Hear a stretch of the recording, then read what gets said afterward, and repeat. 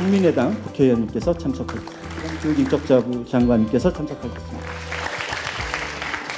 그동안에 갈고 닦은 평생교육에 대한 노하우를 가지고 고령화와 50대 퇴직하게 되는 이 상황에 맞춰서 새로운 개념의 평생교육을 만들어내는 작업들을 오늘 이런 자리에서 논의가 돼야 될까 하는 생각을 하고 2017년도 교육부의 3대 목표 중에 하나가 평생교육 진흥이었어요. 이제 구체적으로 우리가 어떻게 법과 예산과 정책으로 뒷받침할 것인가가 우리의 과제인 것 같습니다. 저희 공동 주최자인 국가평생교육진흥원의 이용근 원장 직무대행님 인사 말씀을 듣겠습니다. 앞으로 모시겠습니다. 마침 내년부터는 새로이 제4차 국가평생교육진흥 기본계획을 수립하여 추진하게 되어 있습니다. 국가평생교육진흥원은 평생교육에 대한 이러한 시대적 요구와 국정과제를 4차 기본계획에 잘 반영되게 하여 우리나라의 평생교육을 획기적으로 혁신하고자 합니다. 우리는 평균 수명이 100세에 가까워지고 있으며 빅데이터, IoT 등 기술 혁신을 바탕으로 4차 산업혁명 시대를 살아가고 있습니다. 기존의 습득한 지식의 유용성은 급격히 하락하고 새롭게 습득해야 할 지식과 기술들이 매 순간 쏟아져 나오고 있습니다. 이러한 변화 속에서 우리는 전생에 걸쳐 학습할 수밖에 없으며 이러한 점에서 평생교육의 중요성은 아무리 강조해도 지나치지 않습니다. 아울러 이번 평생교육진흥 기본계획은 성인 단계에서 무너진 교육 사다리를 복원하여 공평한 학습 사회를 마련하는 동시에 사회적 포용 가능성을 높여야 하는 시대적 사명이 있습니다. 그런 기대를 갖지만 그럼에도 불구하고 좀 이렇게 막 떠드는 것처럼 돼서 좀 죄송합니다만은 까지 쭉 봤지만은 거기에 교육 분야 6개의 과제 저렇게 제가 제시를 했습니다. 그동안에 논의가 있긴 있었지만 제대로 되지 못하고 오히려 뒤로 후퇴한 이런 것들이 사실은 저 속에 많이 들어 있습니다. 정책 내용들이 그렇게 저 속에서는 별거 아닌 것처럼 보이지만 사실 그것들이 제대로 된다고 하면 아마 그것만 해도 우리 평생교육을 새로운 차원으로 이끌어갈 중요한 것이다 이렇게 생각을 합니다. 정의를 우리가 실현하기 위해서는 가장 소외된 사람, 사회경제에 불리한 사람들에게 더 좋은 기회를 만들어준 거라고 생각합니다.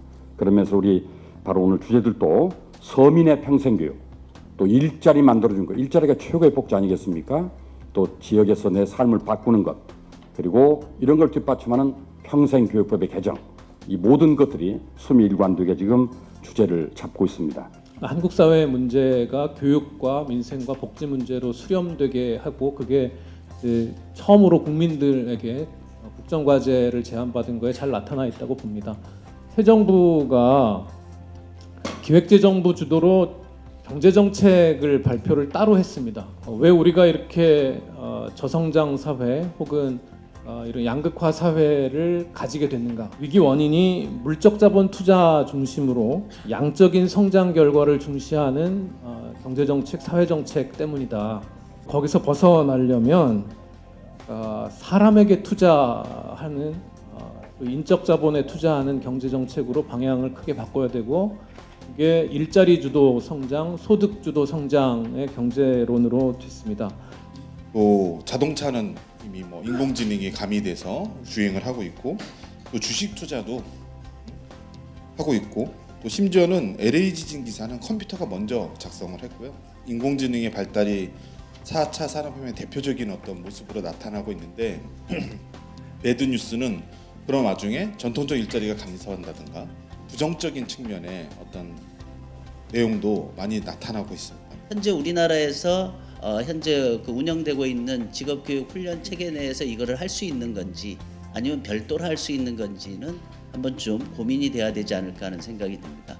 또 지역 사업이 올해 큰 변화를 겪고 있습니다. 그래서 그와 관련된 고민을 여러분들과 공유하는 자리다 이렇게 이해를 해주시면 좋을 것 같고요. 둘째는 시민운동가, 지역활동가들이 참여였을 겁니다. 사업이라는 게 사람이 일구어 가는 것인데 이들의 인적, 조직적 참여가 있었기 때문에 50+ 재단이 저 정도로 성공하지 않나 하는 생각이 들고요. 우리 국가평생교육진흥원의 탄생으로 또 일반 행정 중심의 평생교육 이런 세 가지 패러다임 변화를 있었는데 발표자께서 제안해 주신 그 주요한 5가지 입법 과제에 대해서 말씀을 좀 드렸는데요.